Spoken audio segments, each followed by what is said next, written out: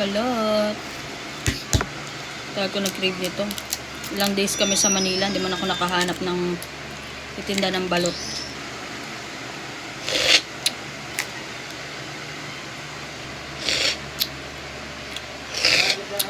Ito yung bato na iwan.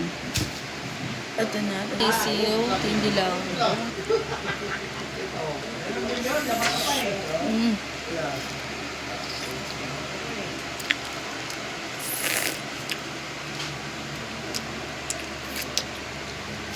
Isa pa tayo.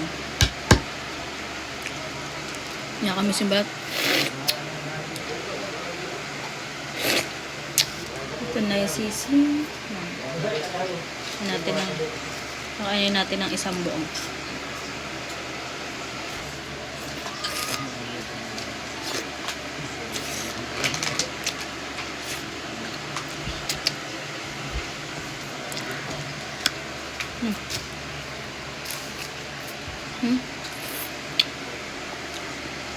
Ang sarap yung suka.